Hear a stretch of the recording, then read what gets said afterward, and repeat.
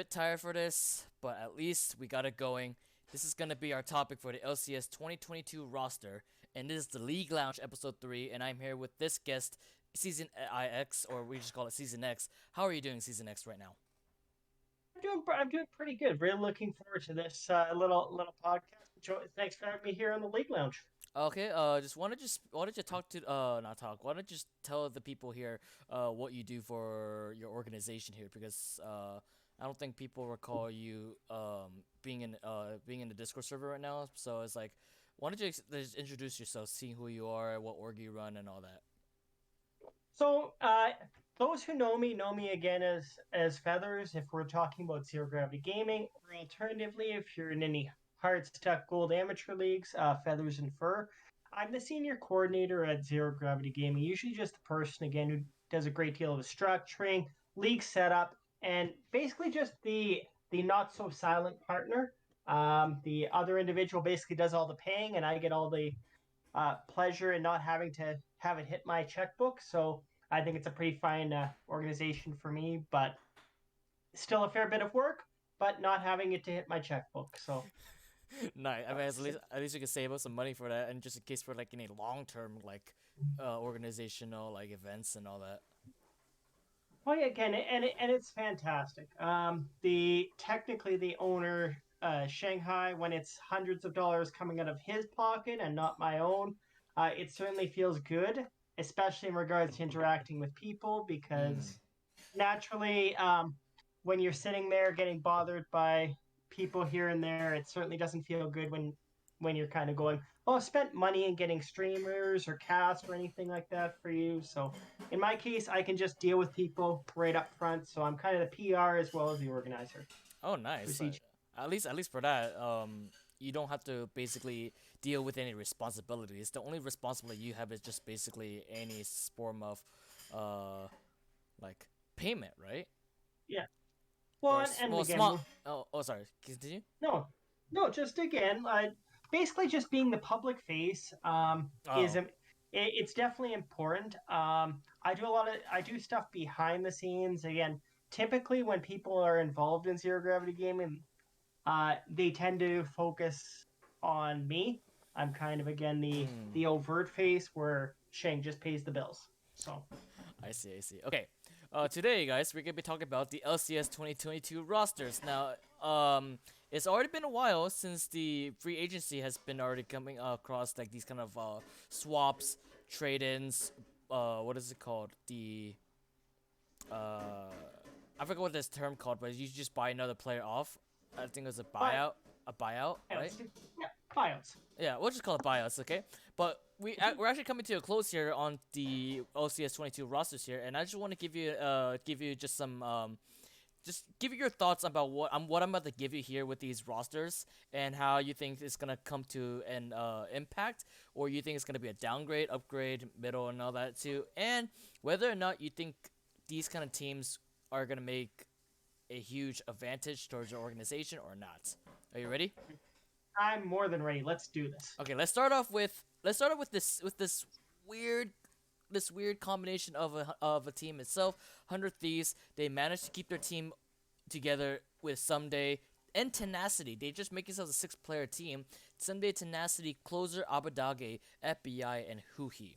So, what do you think about their idea of just keeping this team together, even though they have won the other split, the summer split, first place, making this their first championship ever?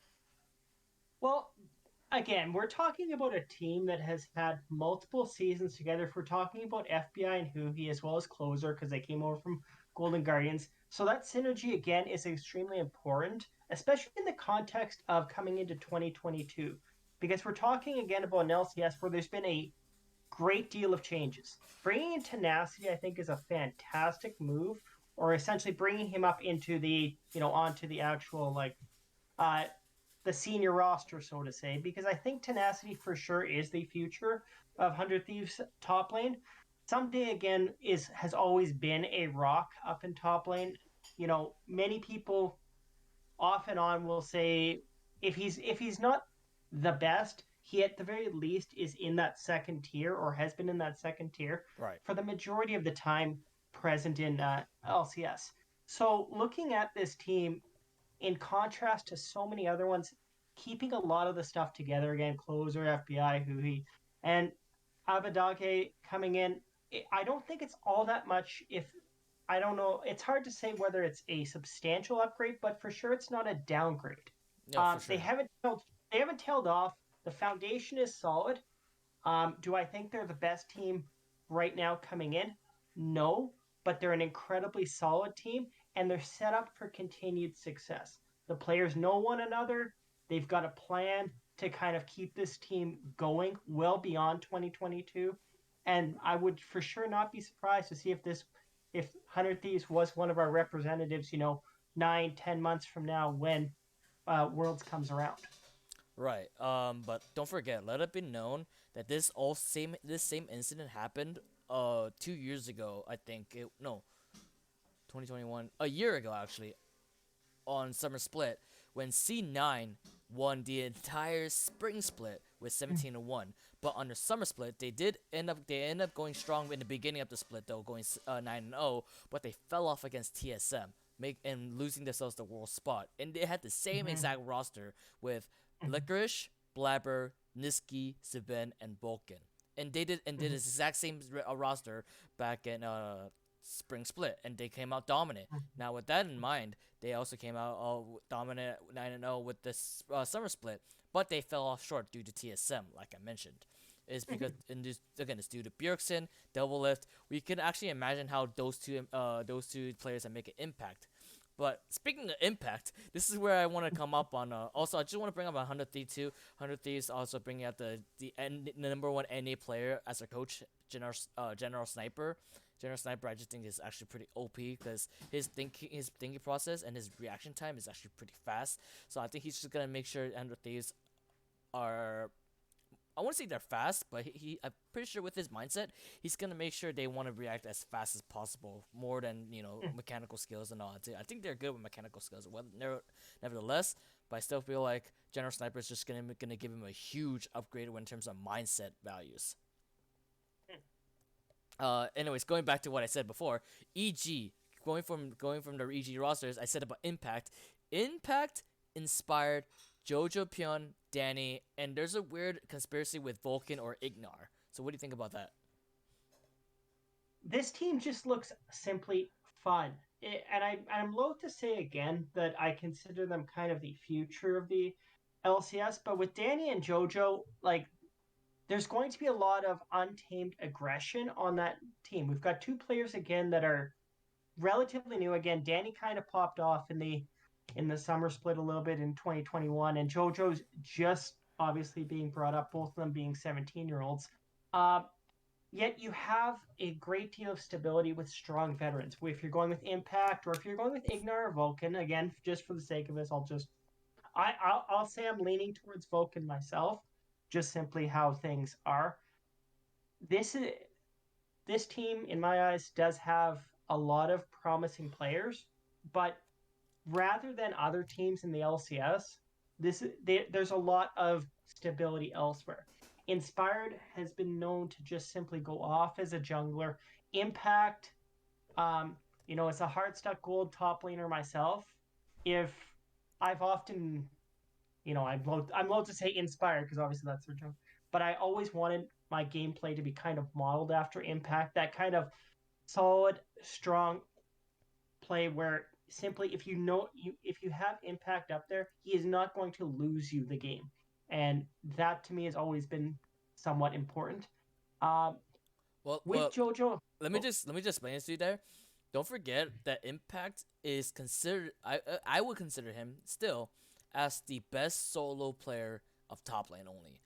Unlike, mhm, but if you take up Weepo, because Weepo's gonna be in TL next yeah, season, but if you remove him before, Impact is actually considered the best top laner out of all LCS, mm, mainly because mainly because not only of his flexibility of his champ pool, but because of how well he manages to duel. Like I said, it's not a matter of just being safe, but manage how he duels against the enemy top laner. And he managed to do so with like Alfari and Fudge. But back then Fudge was a little bit scrappy, so he was at his not at his good stage until Fudge manages to improve on that point on his own skill, then manages to overcome against Impact and such. But even so, Impact I would consider is the best top laner due to his dueling skills against the enemy top laner for his mindset. Like I said, you have to make sure you have to react fast enough, and how he's able to react against like uh any form of CC, any form of like chain reaction that can really cause him to falter. He just knows that he managed to improve from that and managed to overwhelm anybody with that. And I would call him the counter combatant. The guy that Mm. manages to counter any sort of champion, doesn't matter what he does, and he just manages to pick off them completely, like 0 to 100. And in the vein of Impact, for myself, again, I've always viewed Impact as a consummate professional. Like you said, just simply whatever game situation is presented to Impact, Impact will deliver. And justifiably, I can entirely and completely understand why, when you're thinking of top lane or the best tops in LCS, you think of Impact. Um, this team is, all things considered, I'm inclined to say that they're my kind of top two coming in. Obviously, that may be a little bit ambitious with JoJo and Danny. Obviously, Right. they by no means are, proven commodities, but they're exciting commodities, and the remainder of the map for them is extremely solid. Mm-mm. Impact, Inspired, Vulcan or Ignar, uh, and even just simply looking at some of the potential competition in some of those lanes, like JoJo, um, obviously is known a little bit in the amateur scene for going a little bit ham at times. But I don't think that's going to necessarily be a problem. This is a team that is is perhaps the best position going forward as well beyond this year. With Jojo and Danny inked to long-term contracts, their Evil Genius's eyes are well beyond 2022 at this point. If these two players pan out, and again, if Inspired or Impact or Vulcan, if any of them take a step back, though the ability to potentially replace some of those players or get whoever's on the market can be can be present. Obviously, Impact's been in the league or been in the competitive scene for a very very long time, and Inspired for sure. Like I said, one of the best junglers in the last kind of couple years, Yeah. off and on. Yeah. So this is a team coming in that, Ooh. if at any point if the prospects succeed, they're in a great spot. If the prospects don't succeed, additionally, they can look for maybe proven commodities in 2023 for JoJo or Danny. I don't think they'll have to, but this is the team that I feel has set itself up foundationally Right. the best going forward. Right. So, I mean, let's not put in any form of doubt here, because let's just put the history here. Impact has won a single championship from SKTT one. So he has mhm, won that one championship. Then blah blah blah blah. SSG managed to beat them. Then he moved to NA to start with I think it was TL. No, I think it was C9 first, right? C9, then TL, then EG. mhm, And not to mention Inspired.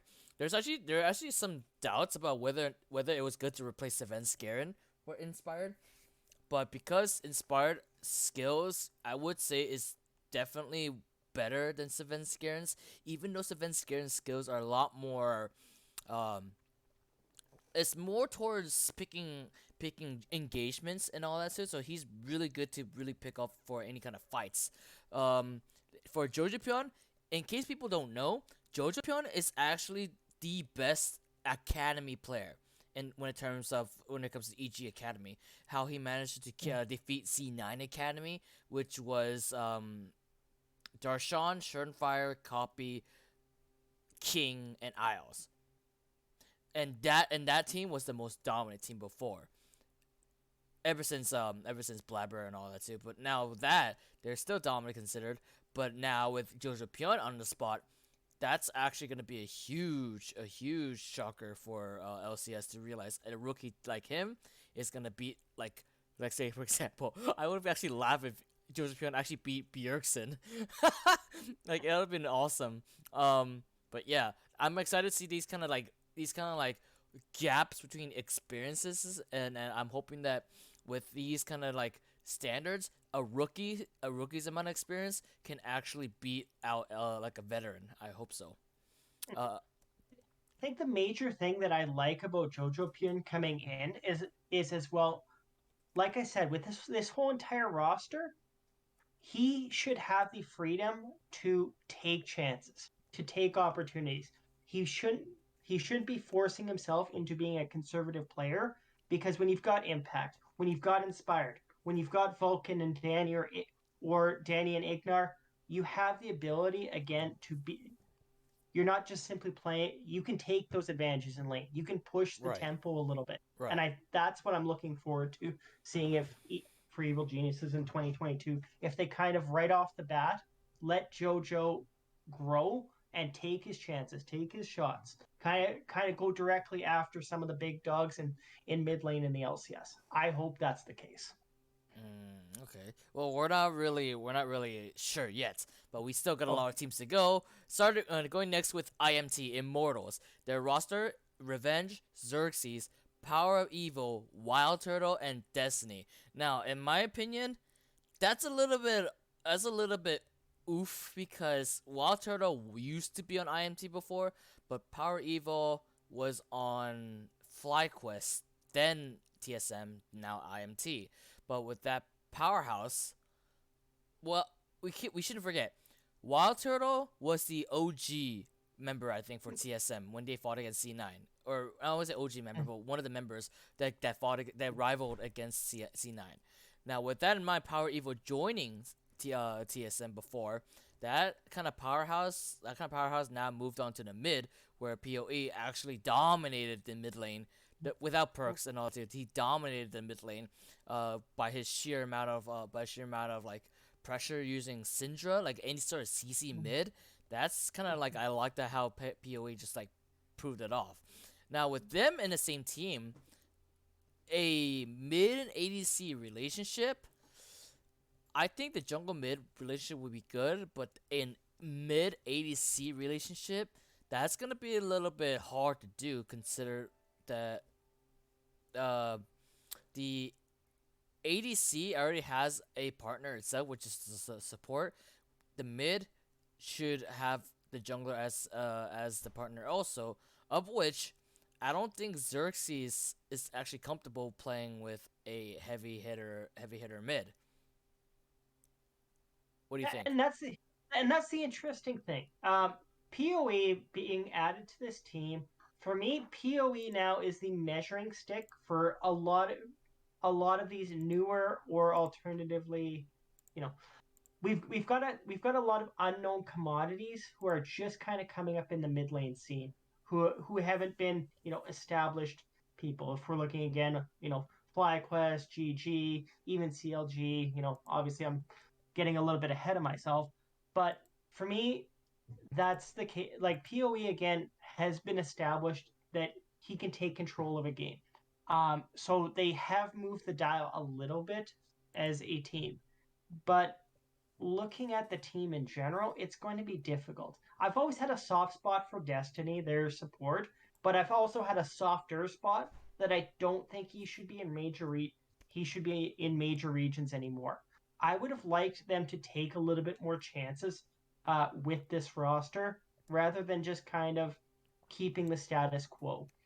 Um, they've improved a slight bit in the off season. Obviously, I value the benefit that Power of Evil has coming in, but even Wild Turtle again has been hit or miss. He by no means again is going to be a dominant AD carry. He can be a capable AD carry, but in the context of a lot of the other ones that other teams present, um, I would argue most people are going to say that he's top three.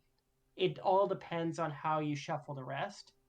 And in the case of Immortals, it kind of feels like they've just they've stagnated a little bit. Xerxes is capable. Again, Xerxes and Destiny having a fair bit of synergy, having come over from I believe was Astralis or whatever, Astralis or Origin.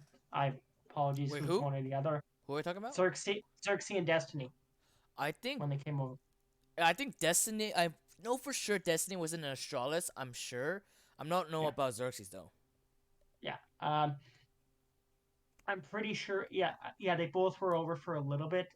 Origin and Astralis for Xerxes. But in any case, I feel like this is a team that is kind it is in the distinctly the have not aspect. We've talked again about Evil Geniuses and 100 Thieves, two teams that should be up in the higher, like in the top five. My argument again is that those two would be probably comprising kind of top three, top four.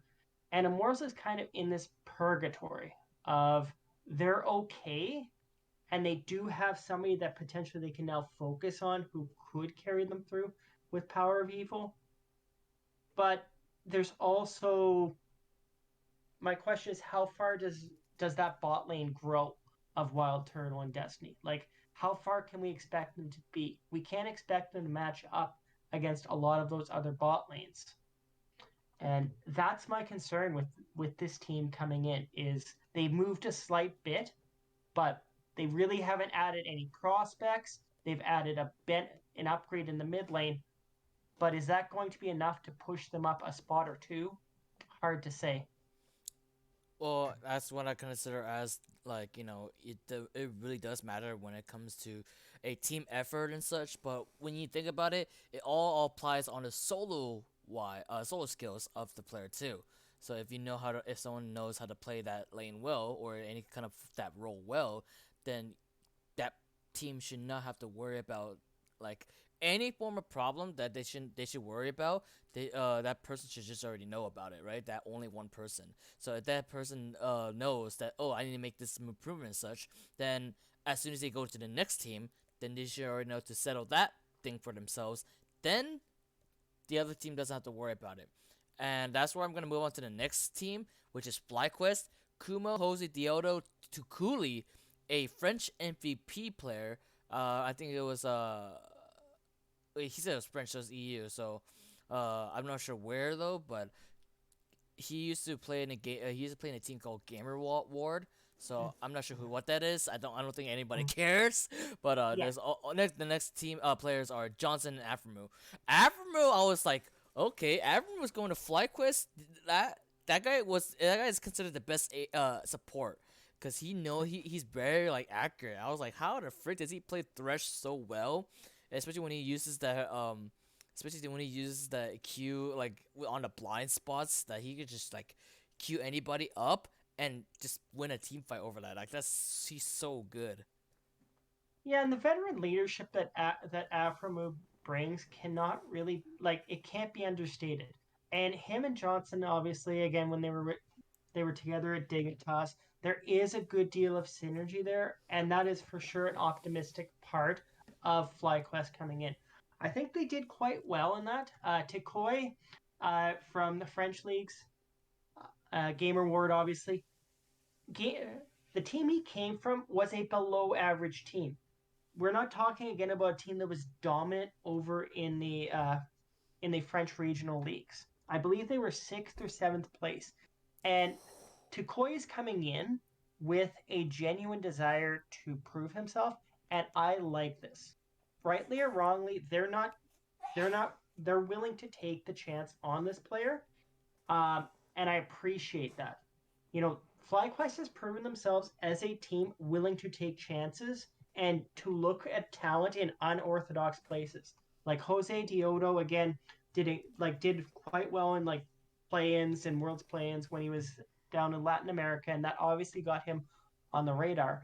And then to follow up the next year with Takoi here, I'm enjoying what FlyQuest is bringing because they at the very least they're casting a wide net. And Johnson and Aframu, again, should be solid enough of a bot lane for them to generate some wins. Obviously, Jose Diodo did underperform a bit in the context of 2021. Um, and at the very least, with Tukoi as a prospect, it's going to be up in the air. If Tukoi pans out, that will be a lot of help for them as a team.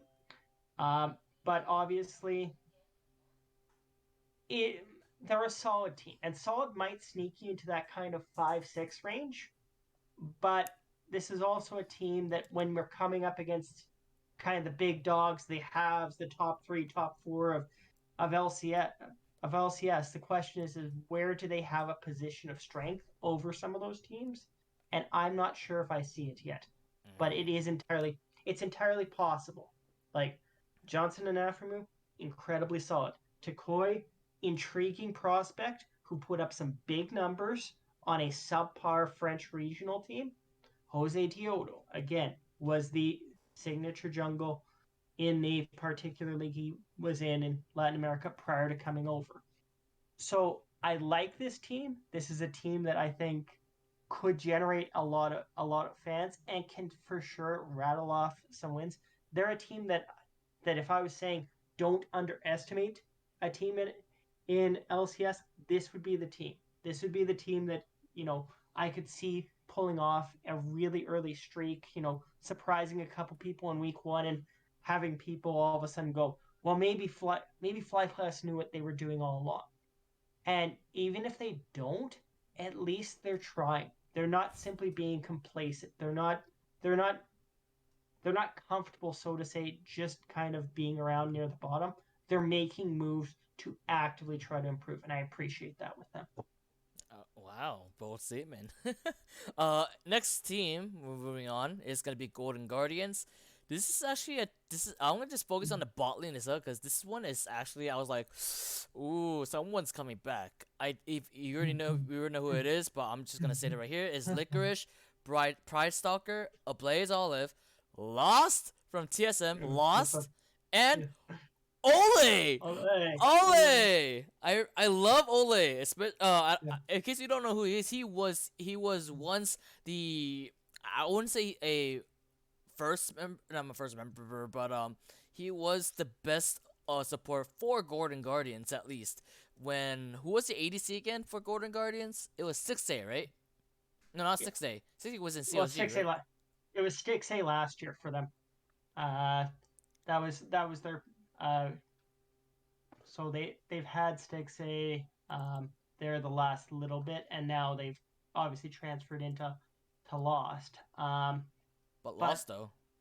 yeah, with with this team, I appreciate the fact that Ablaze Olive is finally getting his shot. This is someone who's been involved in the academy scene for what had seemed like forever, and to finally get the opportunity to actively flex his muscles, I'm appreciative of that. Obviously, getting moving into kind of his second year, having spent time with GG Academy, TSM Academy, you know, pretty much being involved in almost every single scouting ground and proving ground. It felt like uh, they're polarizing. They're a polarizing team to me. I want to like them, and I think again, I think the much as TSM people may justifiably point the finger at Lost, perhaps as well, Lost was the weak link in TSM the last season. Again, Here's the thing too. Here's the thing too. People are gonna make the meme about Lost putting his name into whatever team it is. Oh hey, it's GG GG Lost. Lost. Or rather, No, like even the funny part was TSM even lost to C9, so it's TSM lost Lost. C9. So the question is again, there still is some questions around, even just Licorice. Licorice again, former C9 top laner. I'm a bit of a C9 fan, so obviously when Licorice or Oh, contracts you're and not stuff, alone. You're not alone, bro. yeah, yeah, no, and the thing is that this is kind of in my eyes Licorice's last chance. Is he going to be simply a product of Mm. of the C9 program, kind of the Reaper aspect, or is he going to finally kind of take that step forward? I can't rightly say. I don't know if this roster has some chances. I'm not sure in regards to Pride Stalker, he'll be aggressive. I'm not sure if the team is going to have necessarily enough to back him up, but they're going to be interesting. I'm content with their solo lanes. Lost is an upgrade on Stixxay. It's just as it comes up on so many of these teams, matchup wise, where where ultimately is their strength? Uh, If you're matching up against any one of the top three or top four teams. With this, I think the biggest impact is gonna be like I mentioned before. Right now, Impact and Inspired versus Licorice and Pride Stalker, because the best general fight that happened, like wasn't when Licorice fought Impact in C9 at C9, and it was the greatest fight I ever saw, to be honest. But with Blabber coming in at that point, it was actually a little bit of an easy balance between Licorice and Blabber's relationship versus the Impact and Sven because Sven skills against Blabber's skills had a huge gap because Blabber actually improved during those times, and Sven started to fall off. But now with this, it's gonna be Impact and Inspired versus Licorice and Prize Stalker. I'm gonna like this battle between a top and jungle situation because let's say for example, Licorice has always been a more like Impact a counterintuitive player. He knows that he can actually pick a champion that he can will play and play a little safer or play a little aggressive with that. And with Price Sucker being a little aggressive, he can Licorice can switch from off to on very well. And he can actually time it really well. The only thing people do say about Licorice is his confidence level, whether or not Licorice is gonna act as a team captain to really push the teammates forward or not.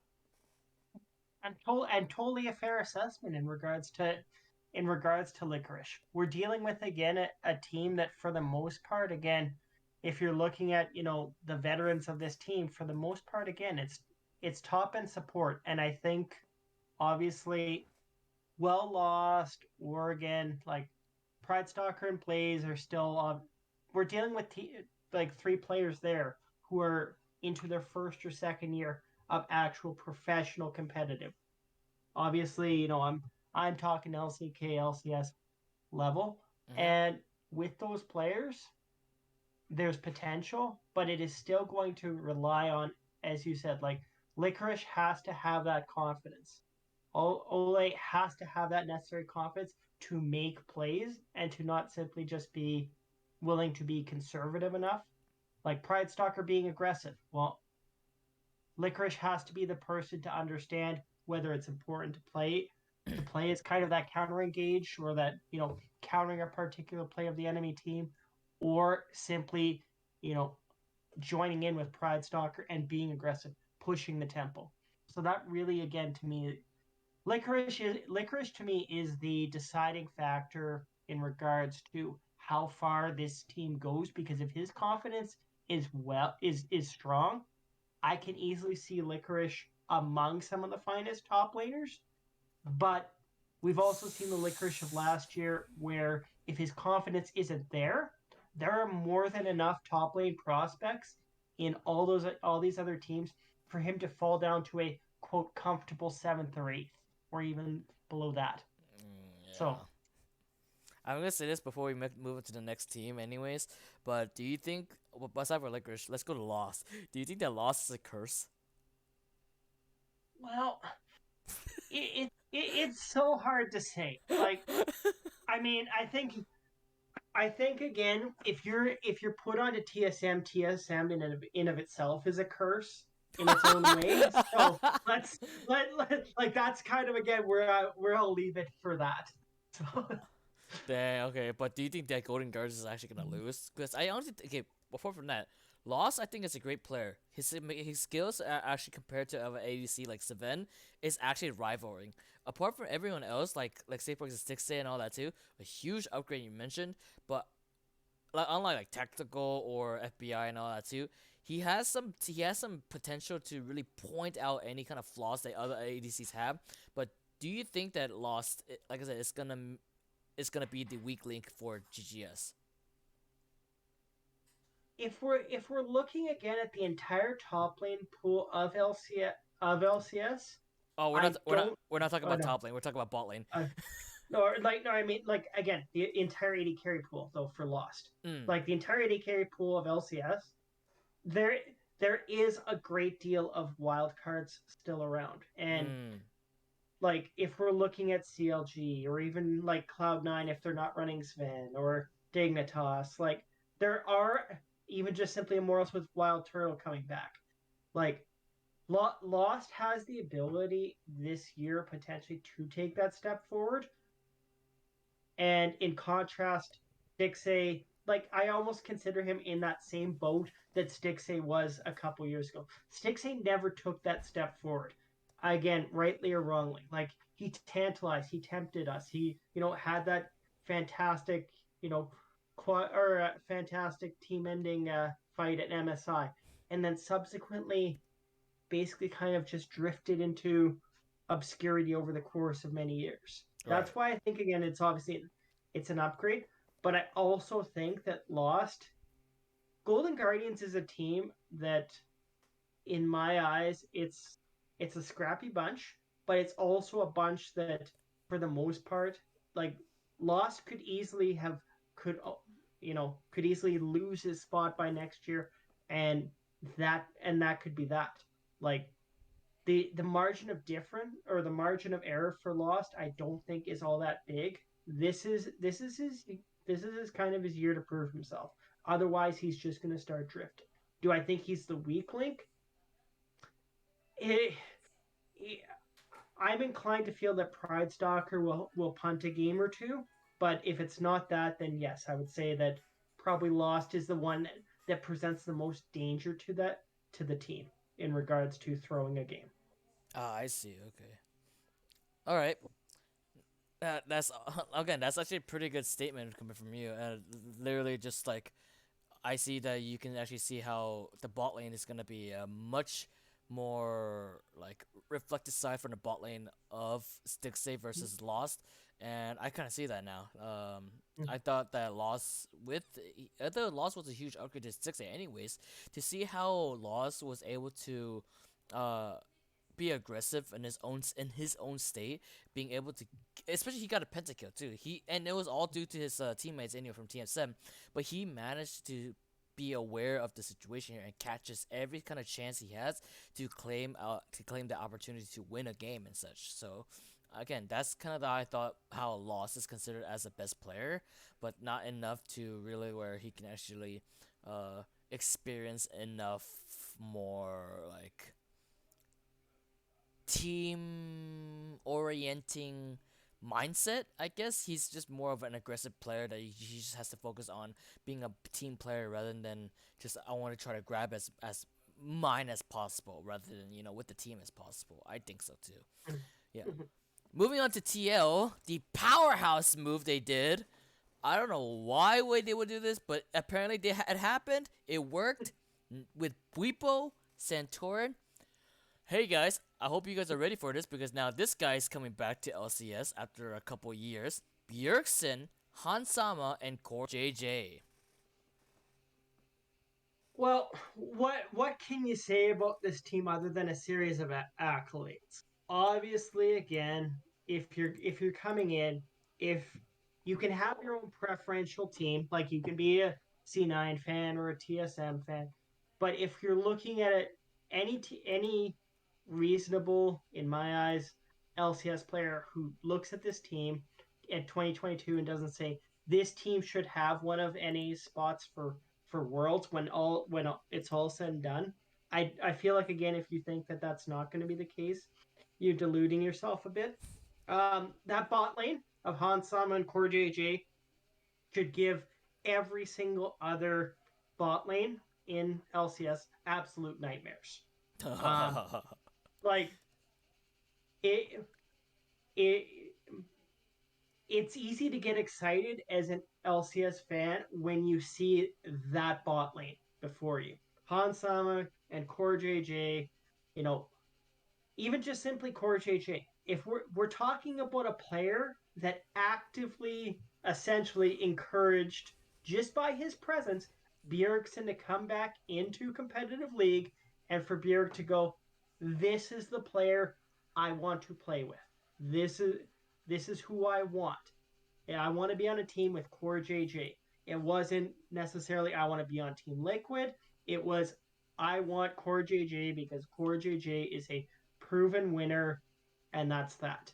So for Bjergsen to do that speaks volumes again, as it should, about Core JJ. This is a team, obviously, that on paper looks absolutely fantastic. The thing I appreciate about this team is again, we've got Whipple. Whipple obviously did more than capably in his, or capable enough in his transition between jungle to top lane. And Bjerg's obviously coming back to competitive league after, his brief hiatus.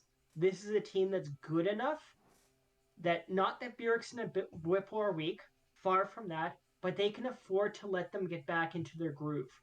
Mm. Like if Bjerg or Whipple starts to struggle, it's fine. You're looking at the end game. You're looking at, Summer Split. Hansam and Core JJ, Santorin.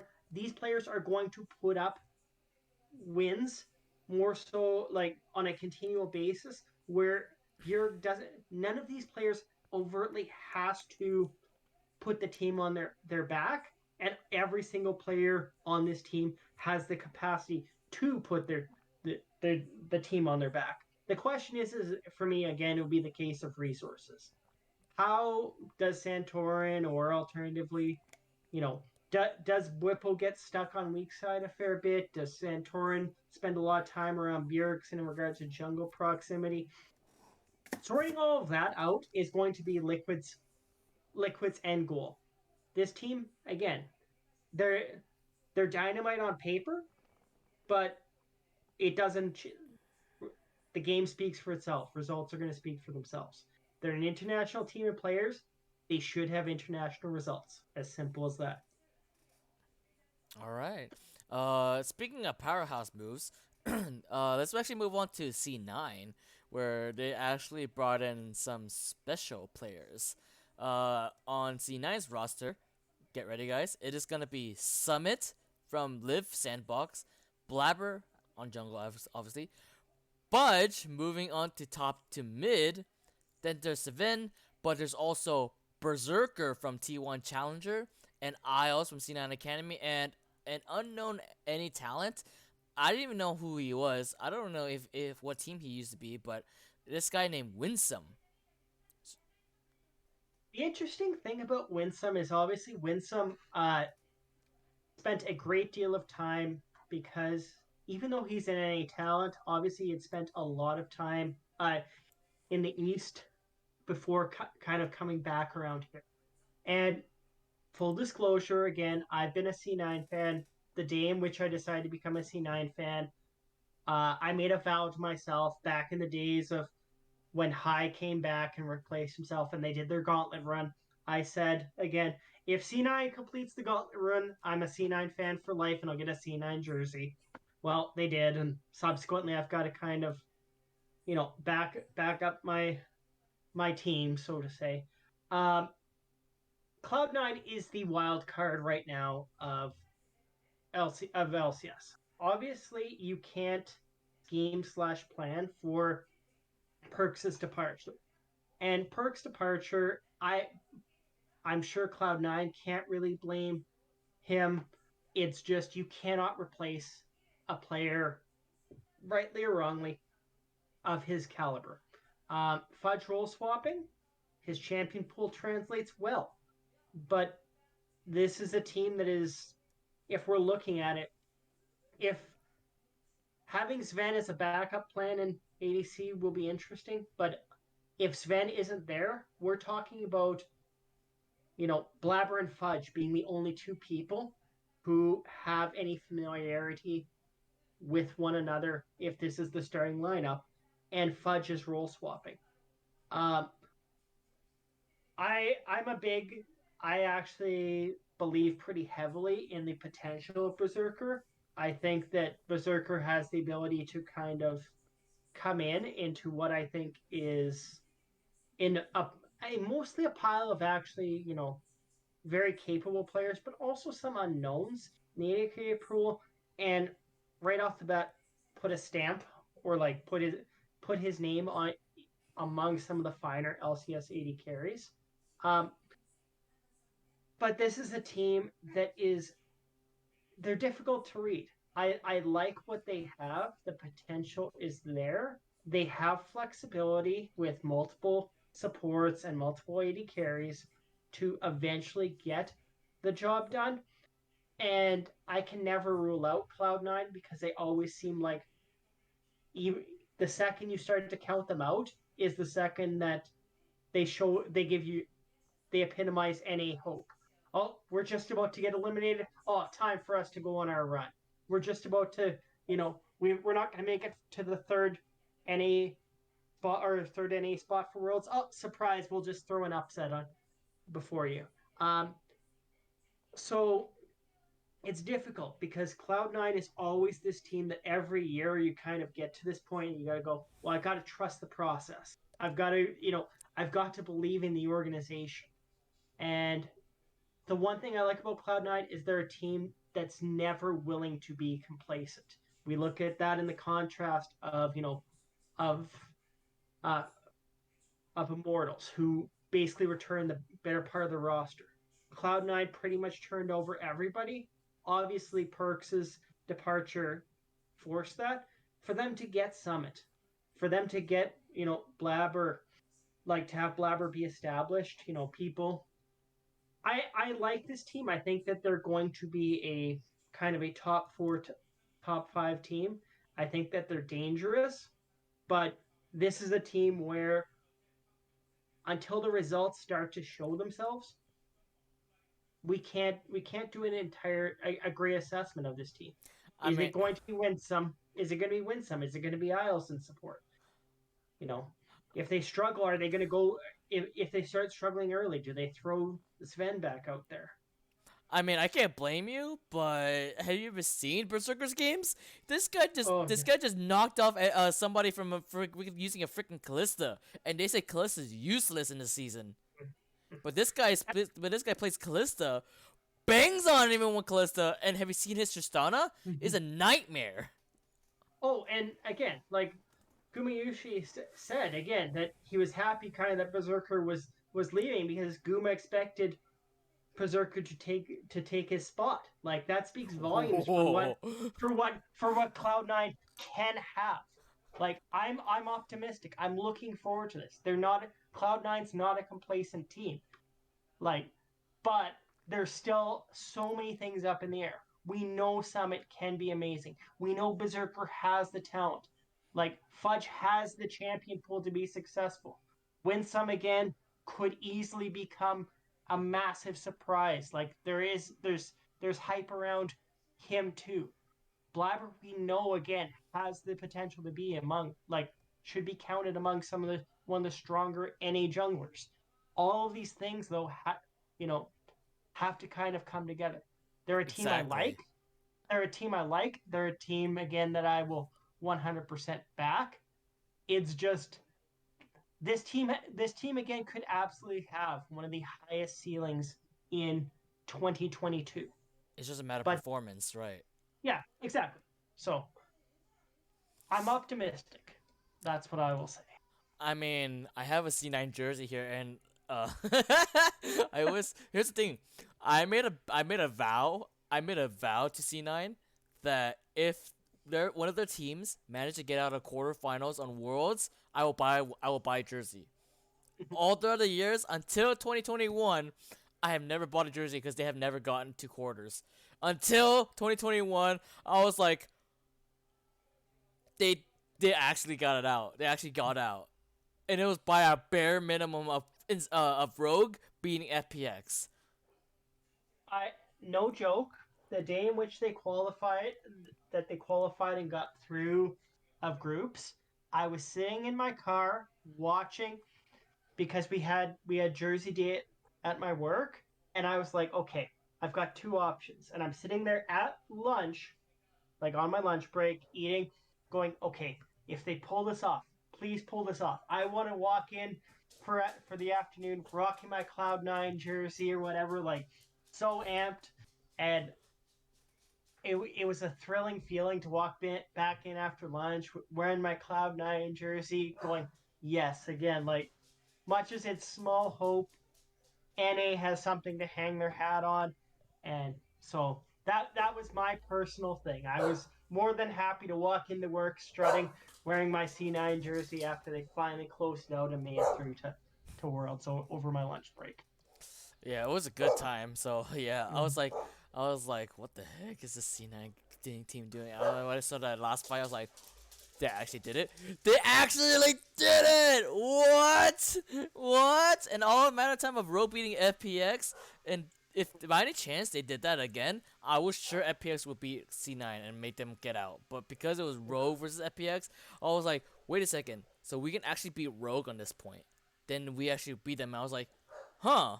What a matter of luck. But yeah, I was so happy on that they got out. So yeah, moving on to the next team. I do want to. There's some complications between the mid lane here. Dignitas. I want to talk about Dignitas's roster.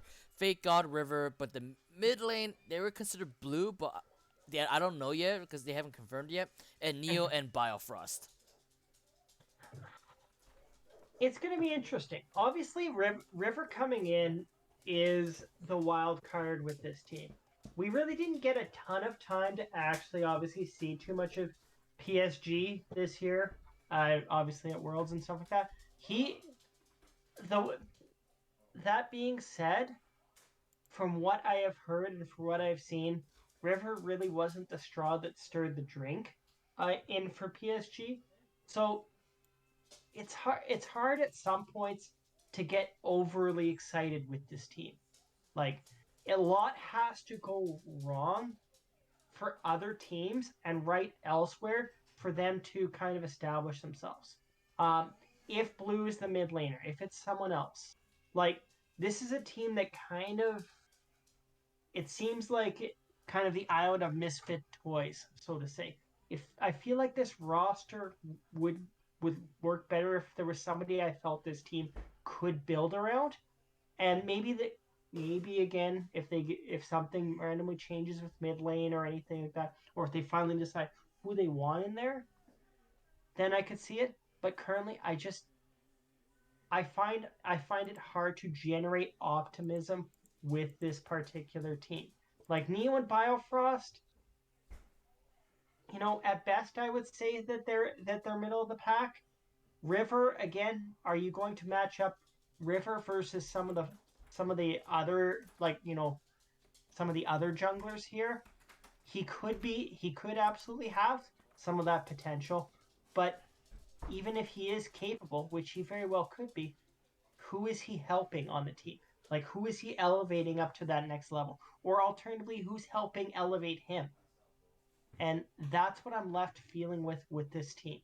What, who eventually, again, can this team build around? If it's River, is there enough resources for him to be successful? I don't know. And I think again, when everything's done, I I find too many reasons not to have this team among kind of the bottom three, maybe even the bottom two. Again, almost definitively. I just don't see a direction that Dignitas is overtly going in here, whether it's through prospects or talented players, to have a formula for success going forward. Right, and especially you have River coming in from PSG Talon, the one team that actually managed to break off a lot coming from the PCS and all that, and they actually managed to win undefeated too. So with that in mind, I don't know how it's gonna work out for Dignitas with that huge undefeated player on their side, and I'm gonna wonder like, would they actually have the capacity to uh, work together and be able to stand on that point? Otherwise, like they're gonna end up falling together and breaking off one by one. And Uh, again, oh, it's not that I just feel like again that they haven't spent enough time they like you're not coming in with the optimism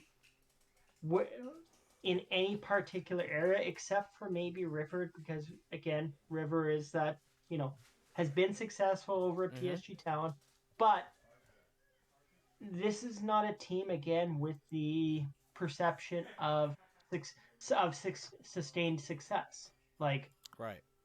like Fake God again absolutely can be capable. Like he he was one of the top prospects a few years back. Like there is opportunity there, but when you're looking at if you're looking at the top 80 carry prospect, you probably wouldn't mention Neo. If you're talking about some of the top veteran supports, you wouldn't talk about Biofrost.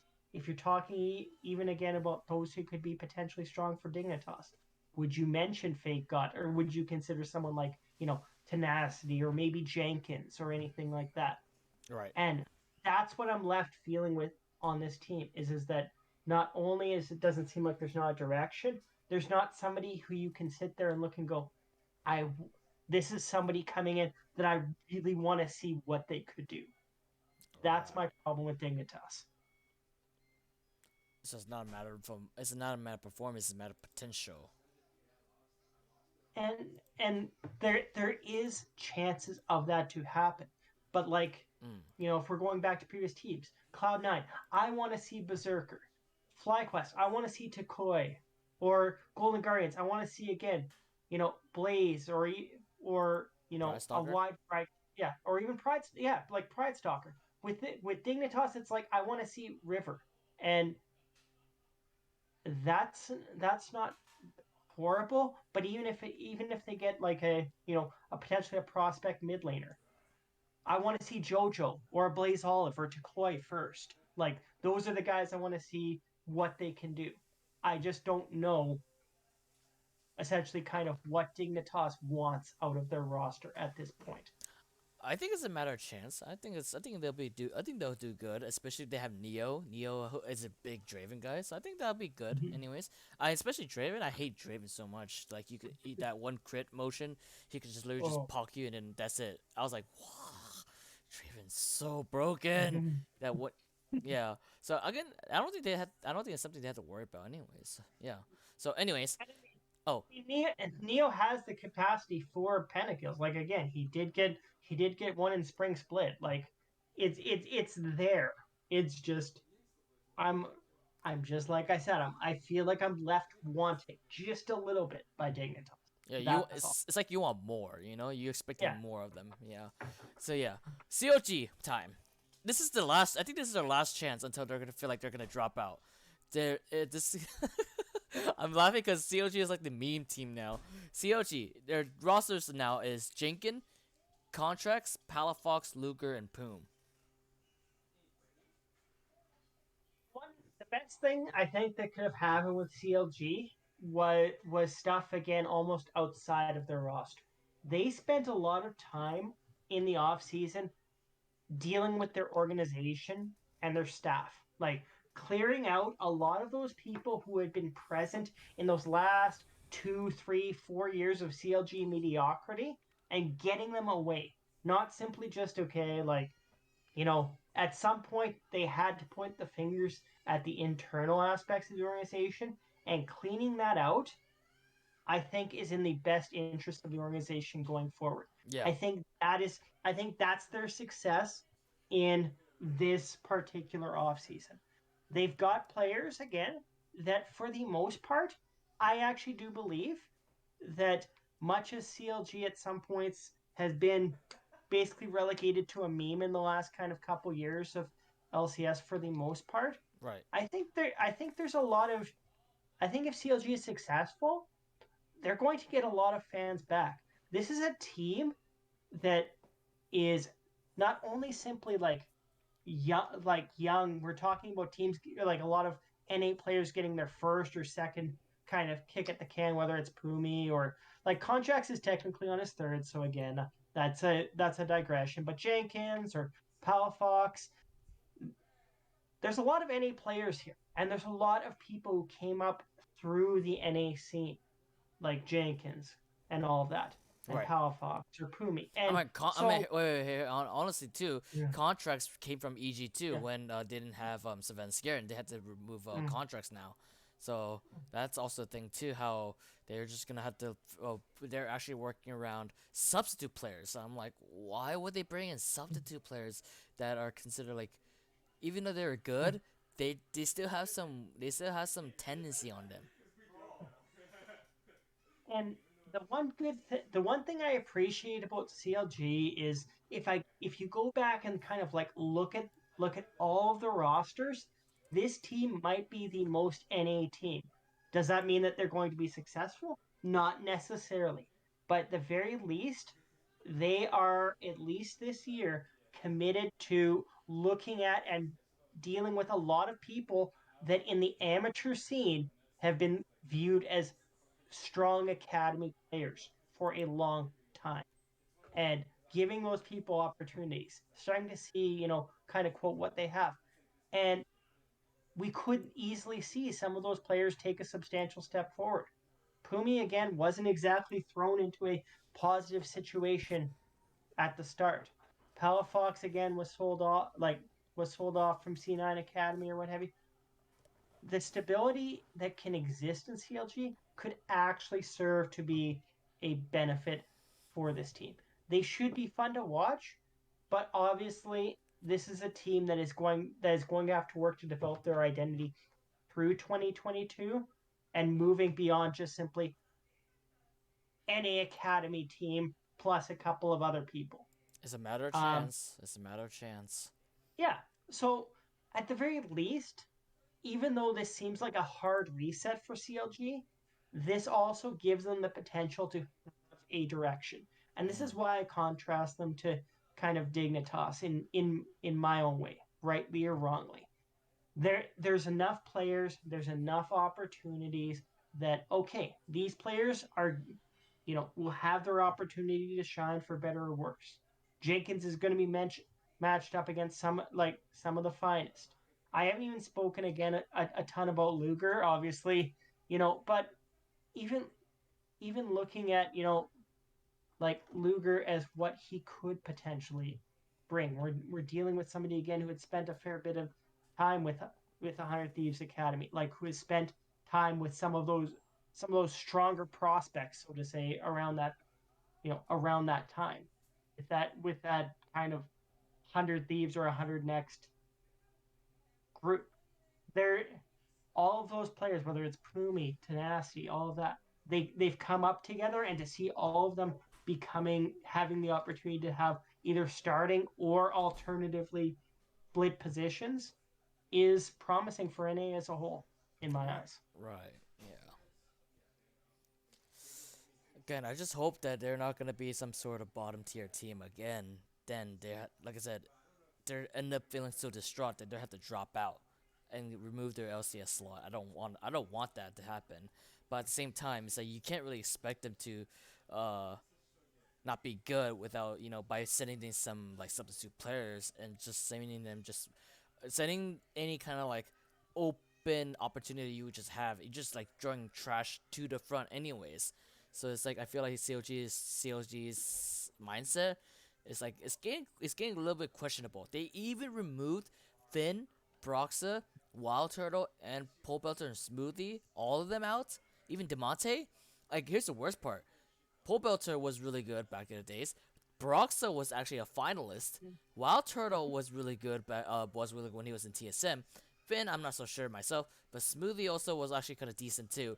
And you move all those for substitute players, players that have never ever gotten a chance to play on the main stage ever.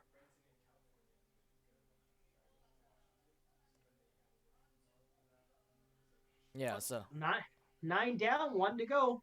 yeah. This is kind of questionable. I kept this team for last because this is a team where two or three of the teammates are kind of missing. To be honest, they still haven't confirmed yet. But TSM, Huni, Speaker, and Tactical only, and no mid or support. I'm guessing, but I'm guessing they're bringing Mickey's to support. But that's something that's gonna be debatable. But what do you think about at least these three players, Huni, Spiga, and Tactical? At least I heard that Tactical between Spiga, they have a good relationship. That Tactical wanted to play with Spiga, and that kind of jungle AD carry combo would actually really work for a weak side bot lane. I, the thing is that I think if TSM makes one big splash, whether it's support or mid, and gets something that makes people stand up and take notice, I like this team. I Mm-hmm. I'm full disclosure, I've never been a major TSM fan for my own stuff, but there's ways for the rosters to work as is. This is an incomplete team, but you know, all three of these players have had periods of success and are are coming in as okay. Like they're going to be solid enough. The question is obviously if TSM just simply, throws a couple of prospects in here, well, that's hard to say. I would have felt worlds better about this team if they would have retained PoE. Like if PoE was on like if they're basically returning most of their team, I would actually feel a fair bit more confident in what they were putting out. I'm it's it's very difficult to examine this team based off of three. They're strong, they're solid. If they finish off okay, they're easily in the top half.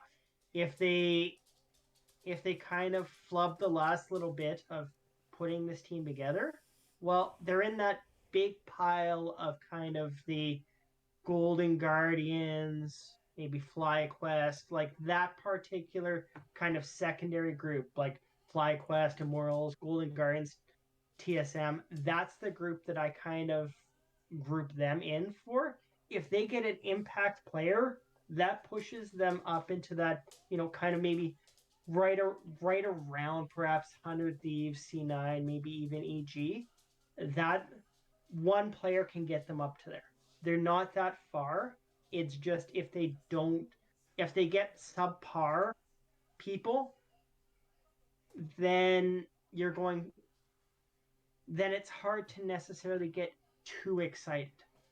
They have the positions in which are open for TSM, support and mid, an impact player can easily be top 5 in those roles potentially. Like or competitive.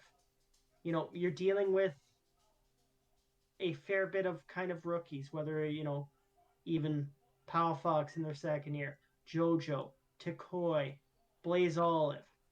Like, if you have someone who is at least can keep up with some of those players and, kick yourself up potentially into the Abadage, Bjergsen, Power of Evil level, then you're fine enough because you'll have the opportunity to beat some of those newer kind of rookie slash sophomore mids on a good day.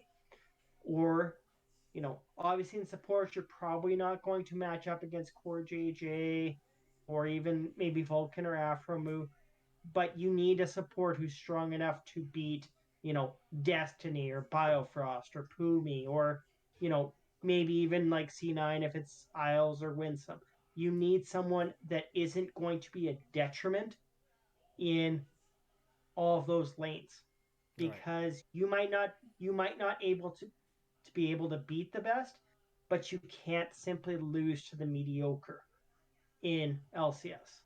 And that's where TSM is in danger of right now is wrapping it up and going, okay, where we've got solid players, we've got a solid top lane, we've got a solid jungler, we've got a solid enough AD carry, but if we're measuring up the entire bot lane, what does it take for, tactical to compare up against, let's say, Johnson and Afromu?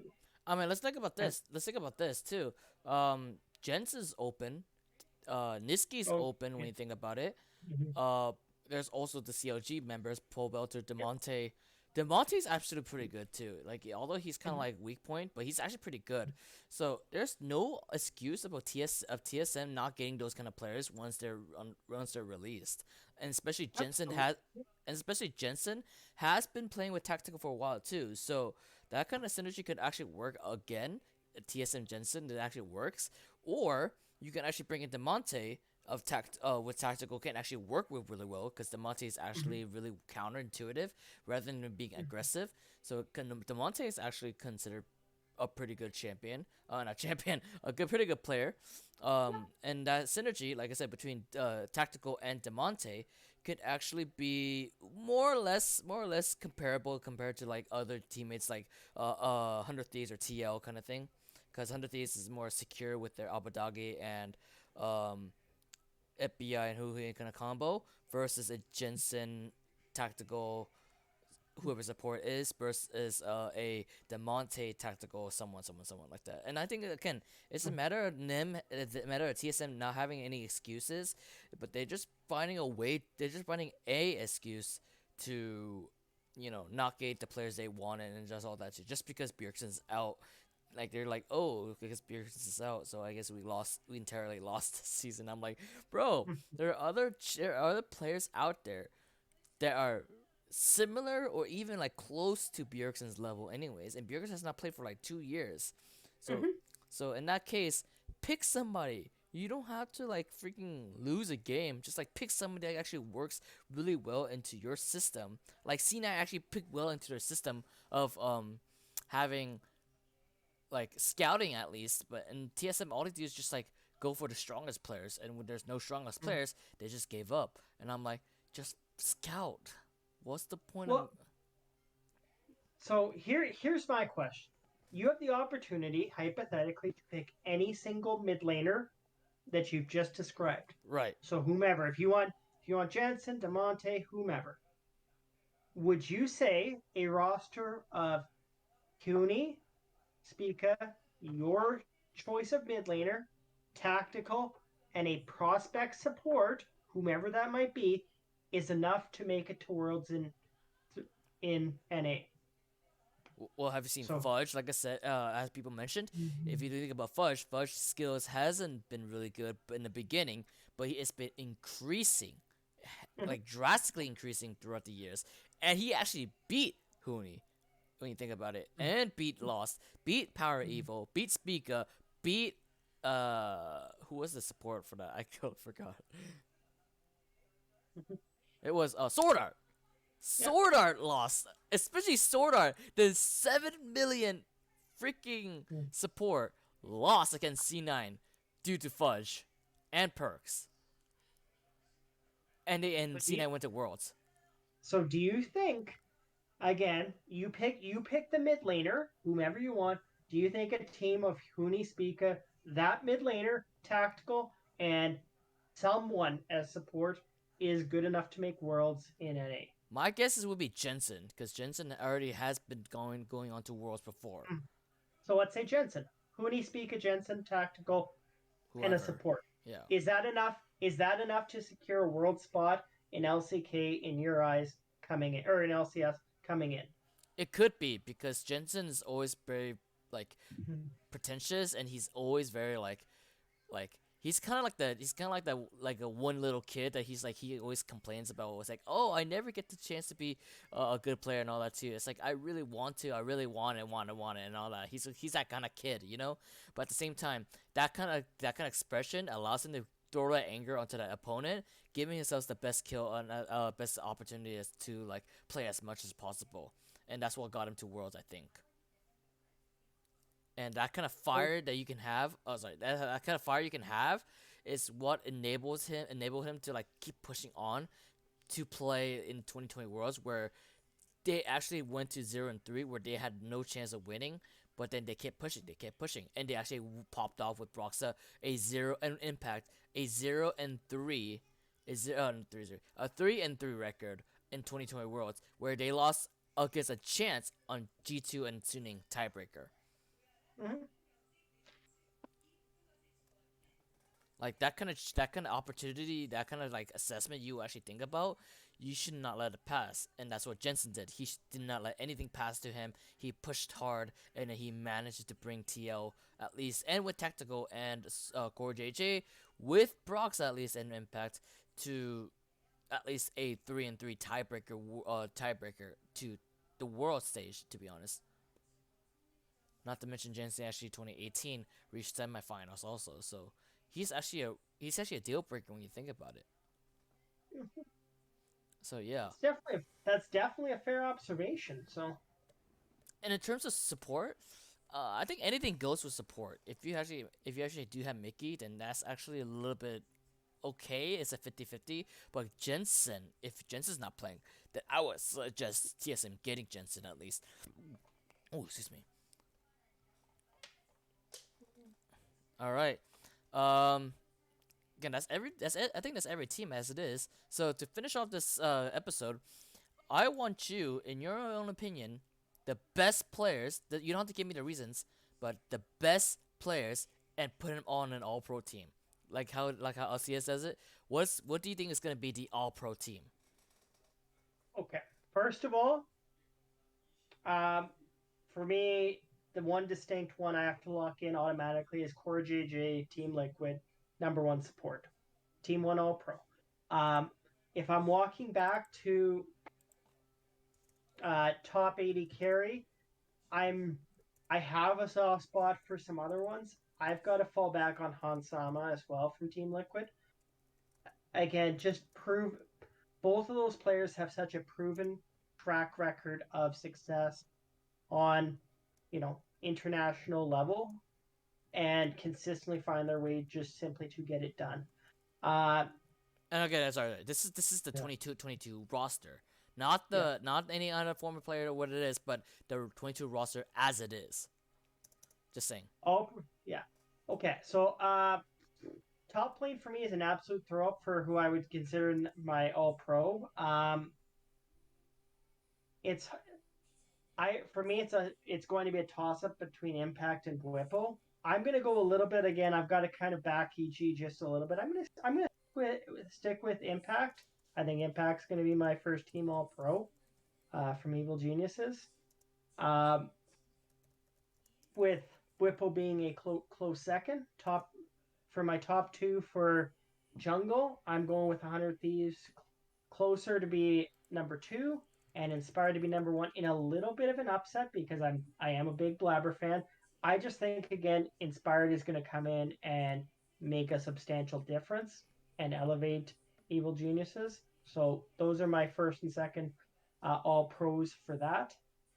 Um, for mid, let's success is going to be is the key aspect. That's why I'm going to deviate a little bit away from Power of Evil. I just don't think the team is strong enough to elevate what he brings to the table. Um, so I'm going to go with first and second team. I'm going Abadage and Bjergsen. I think again that's going to be a flip. That's going to be an entire coin flip to how Bjergsen comes out. Abadage again has there's a reason why he's jokingly called Faber dog or Faker Doggings at times. Um,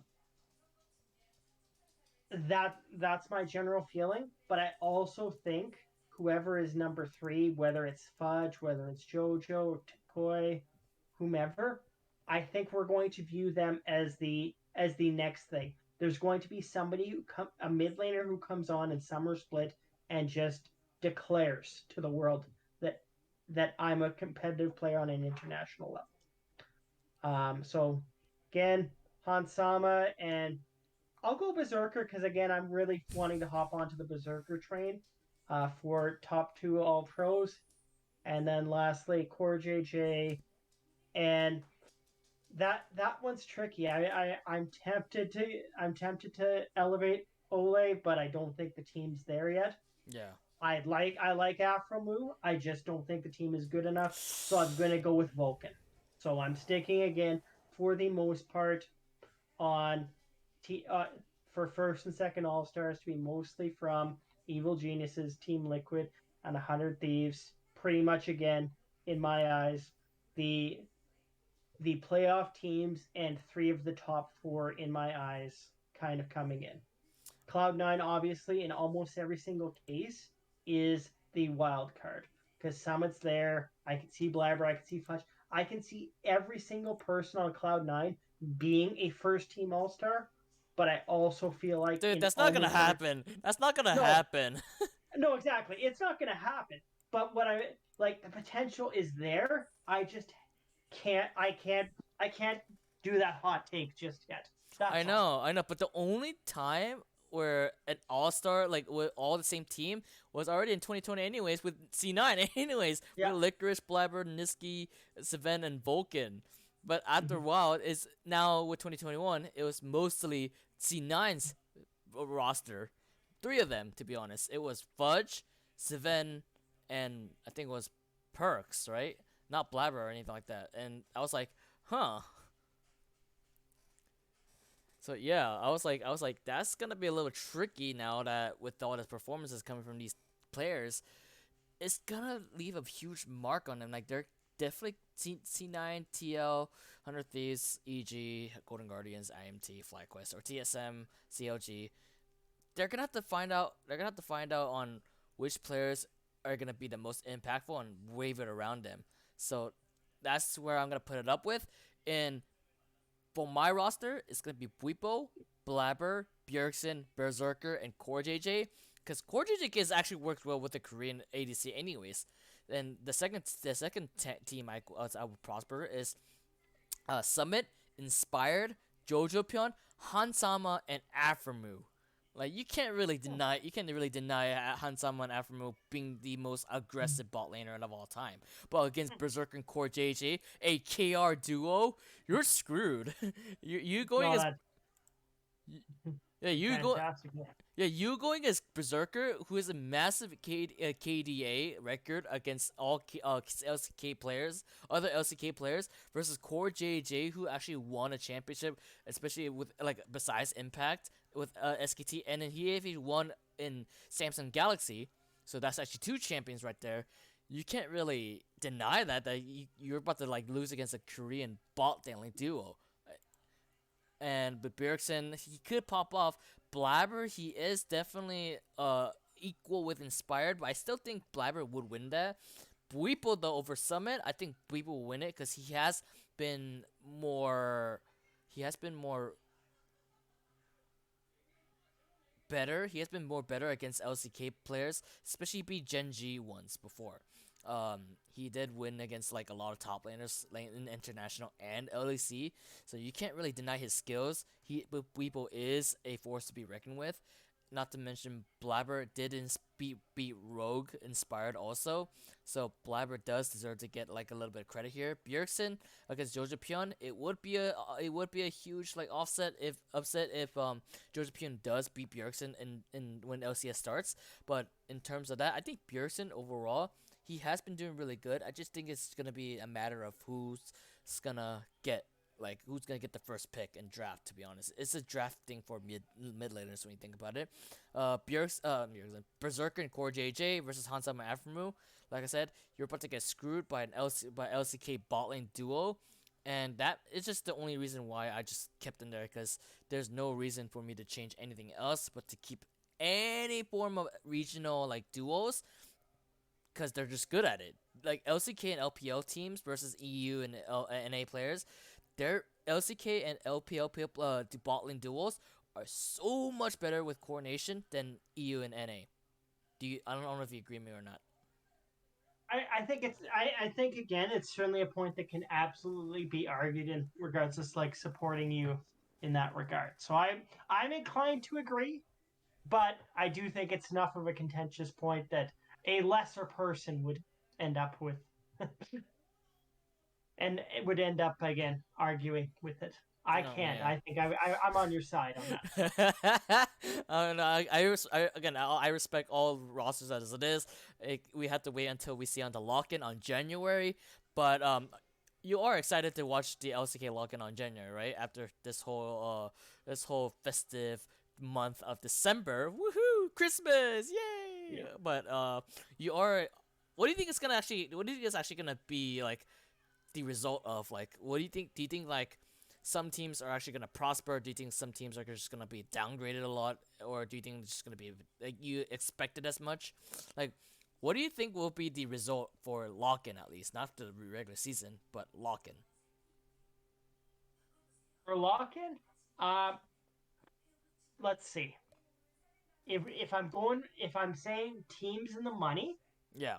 I'm going to say it's hard because obviously one you can select teams to go into the other group state, like into the two Right. groups, right? Each Right. team selected.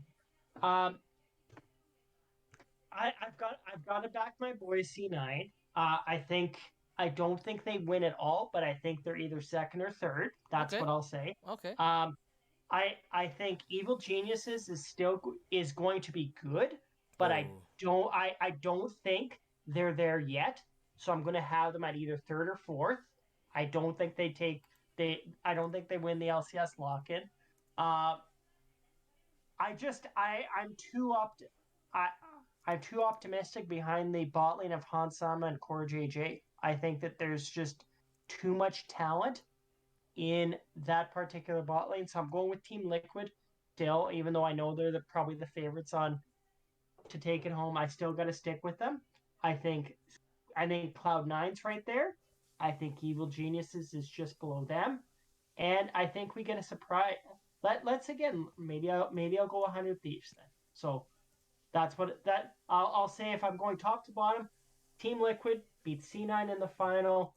100 Thieves getting third, and Evil Geniuses getting fourth. All right. Oh, actually, I kind of agree with you. I 100% agree with you there too, because especially you got Bjergsen, Bwipo, Core JJ, Hansama. It determines you be if Berserker. I don't no no. I don't. I kind of okay. I 90% agree with you. Berserker though, I think will beat Hansama for sure. Like I said, that dude just beat a LCK player with Callista, and that thing's useless in the beginning. So if Berserker actually gets enough, like gets a huge spike on that, then Hansam is screwed along with the TL. The only person who can match him is Bwipo, like I said, and Bjergsen, who did compete in internationally, but like I said, he's a little bit whitewashed, or like he's a little bit whitewashed as usual. So I'm just gonna expect it from there. It could be an equal match between TL and C9. C9 will be 100 Thieves a lot, and I think EG will be 100 Thieves though, actually, because a more rookie well player like Joseph Pion who managed to pop off in academy. He actually popped off in academy. Who knows what he'll do good in in LCS um against like actual formidable teams like under the C9 and TSM kind of thing. TL though I think they have super veterans anyway, so I don't think EG is gonna beat them. But in terms of like rank average skills, C9 will match against EG, 100 Thieves will match against EG, especially like TSM will match against EG. So I think EG will get the upper hand too. Again, that's the joy of all this stuff coming in. Hope springs eternal for a lot of these teams, and Right. that I'm certainly looking forward to it. I think, while LCS still seems to be a little divided between the haves and the have-nots, um, there's at least reason for optimism coming in for Mm-hmm. what is present in the LCS for there to be teams that are going to be successful both domestically and internationally. And Nice. I appreciate that Mm. because you know even if there is a stump, how can you not look at a team like Team Liquid and go, I could see this team making it through groups, like on paper. Evil Geniuses, if you look at them and you go, if these players play like if the prospects turn out as they could, how can I not see them Mm-hmm. having success? Cloud9, how do you ever count out Cloud9 until the Nexus explodes in regards to their last game? Right. Like even 100 Thieves, while this is a team again that has struggled at times or what have you, they they've got they've had a record of success and could easily, how do you count out someday? Closer, Abadage. Like I think that there's enough reasons to be optimistic in the LCS, and additionally with the kind of uncertainty that you see in over over in EU. Like, do you take would you take any team in EU over Team Liquid right now? And if you're saying in a best of three or a best of five, I'm not sure. Like, and there are certain points, in previous years where I would go, well, EU probably one, two, and then maybe an NA team. Mm-hmm. I'm not sure. Like, again, I'm not sure what team I would take from EU that could, you know, that I would say would be favorites against Team Liquid right now. And Again, oh, that also probably comes from the fact that, we took Bwipo, we took Hansama, we technically took Bjergsen back in the day, we took Santorin. So really, again, it's we've taken some of the finest EU players, brought them over to LCS, and said this is mine. I mean, So on the other hand, we brought LCK players for C9 too. We brought Summit and Berserker, and I think Winsome too. I guess if you count Winsome as LCK too.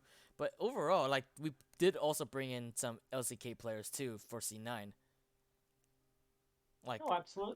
who do you think will win though? I'm actually excited now. Who do you think will actually win, TL or C9? Like you have a whole bunch of EU players here versus like a bunch of LCK players here. I have to stand by again. Berserker looks incredible on paper, and I really like. He is definitely in the top three, maybe even the top two of people I want to see. Imagine he I cheeses. still, I need to see it. I just Yeah, need to see exactly. it. Yeah. That's all. If if Berserker comes out and goes ha ha ha berserk to start, then I'll be like, no, you know what? I put on the hat. Like the Cloud9 jersey's coming on, like all of that stuff. But like, and again, Cloud9, every single time there's a top laner from the east. Again, I'm like, oh no, Cloud9's found another gem. Not and again, Summit was a highly contested, free agent, and for Cloud9 to secure him was absolutely important to them. It was integral. Those So bonkers. yeah, like there's a reason for plenty of optimism in LCS. And you know I'm not anti Bjergsen, but I do think it's going to take a little while for Team Liquid to get all the pieces kind of together. Hmm. But I think again in the same case, Cloud9 will also take a little while to get their pieces together. But I do think Right. Cloud9's pieces are daunting, like impressive to say the least. It makes you So heartache. It makes you heartache to think like if C9 is actually gonna lose or win now. fair enough, fair enough. Me Yeah. too. I agree. Well, So as we conclude this episode here, do you have any shout outs for you or your organizations? Blah blah blah. Show right away. again, maybe I just want to celebrate all aspects of the amateur league scene. Again, um, you know, some of these players, it's really interesting whether it's through like Risen Esports or Unified or what have you. Some of the players that we're talking about here are people that in some cases that you shared a server with, that you shared like a kind of a competitive server. Right. Even for myself, as an example, Risen Esports had a stats thing, and it was super like it was a great ego stroke for me to play in like a hardstuck gold league and then click on like the stats page and be like, man, even though this player's playing in like like like scouting grounds or proving grounds tournaments, I've got a better KDA than Alurum.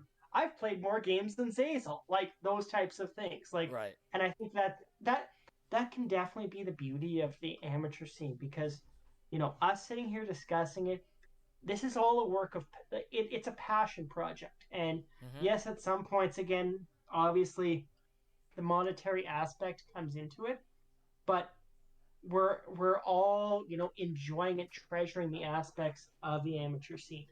And NA again at some points obviously and sometimes justifiably gets a bad rap, but seeing the absolute amount of commitment, whether it's through players, whether it's through organizations, whether it's through amateur leagues, of just simply the opportunities that at some points are getting presented to some of these players, it's beautiful. And that's why again, I much as the game can be frustrating at times, much as interactions between people can be frustrating at times, that's why we're involved in it. And that's why we Right. have the joy. Like, even for myself, to have interactions where, you know, I'll tell a story in regards to whether, an interaction between this person or that person. Like, even for myself, I once played in a tournament with where, like, on Dash, like James Dash Patterson's personal Discord. And we played in just a for fun tournament. And I remember ending up on a team, and I didn't actually realize that I was on a team with a bunch of people who knew Dash personally. So we played our game, we won, and then one of their friends is like, "Yeah, James, aka Dash, wants to come into the voice chat here," and there I am sweating bullets because I'm like, okay, this person again, while they're not, a professional player, I have a world of respect for Dash. Like, again, I consider him to be a consummate professional on the desk or what have you. And him walking in and joking to his friends and going, you guys like feathers carried your guys' butts during that game. I was like, okay, like this is one of the joys of League. We're sitting there and talking to some professional players and all of that.